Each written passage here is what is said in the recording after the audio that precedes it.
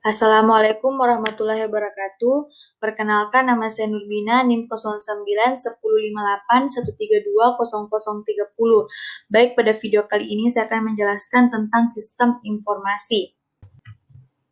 Sistem informasi merupakan definisi secara umumnya itu suatu sistem yang mengkombinasikan antara aktivitas manusia dan pengguna teknologi untuk mendukung manajemen dan kegiatan operasional, di mana hal tersebut merujuk pada sebuah hubungan yang tercipta berdasarkan interaksi manusia, data, informasi, teknologi, dan algoritma.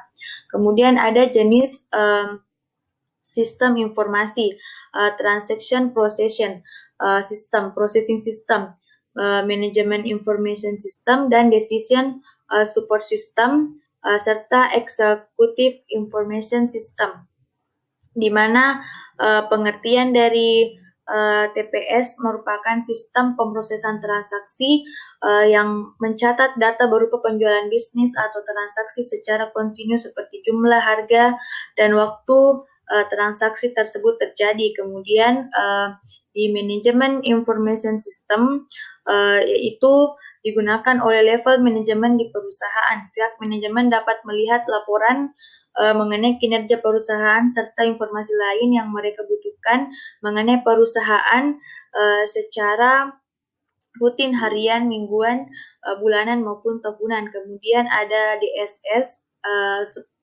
merupakan sistem yang menggabungkan data dan analisa mendalam dengan memakai model bentuk grafik.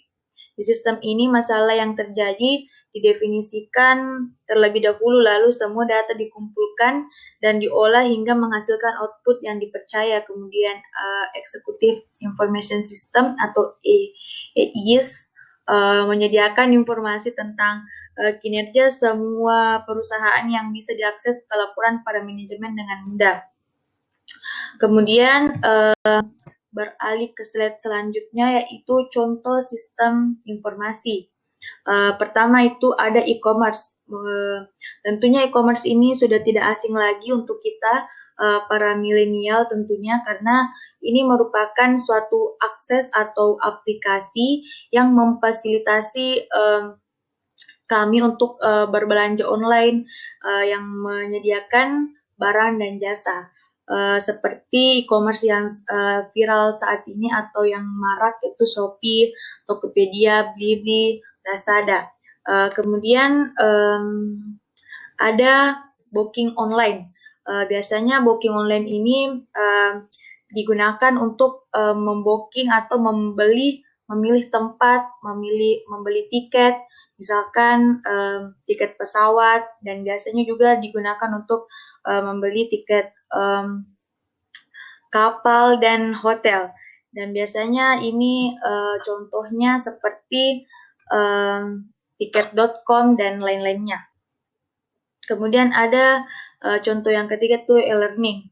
Salah satu contoh sistem informasi yang dapat diimplementasikan di dunia pendidikan adalah electronic e-learning atau learning, atau biasanya dikenal dengan e-learning.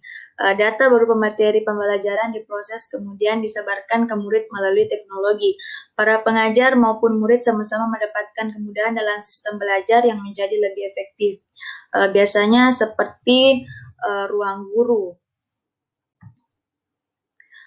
Kemudian ada contoh yang keempat, yaitu e-banking.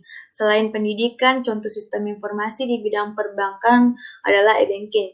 Sistem informasi dikelola oleh pihak bank dan nasabah, akan digunakan untuk berbagi transaksi tanpa perlu repot dan mengantri ke bank.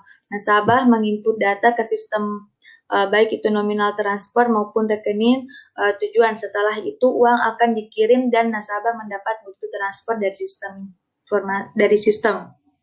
Kemudian cukup sekian dari penjelasan saya. Kurang dan lebihnya mohon dimaafkan. Billahi taufiq wal hidayah. Wassalamualaikum warahmatullahi wabarakatuh.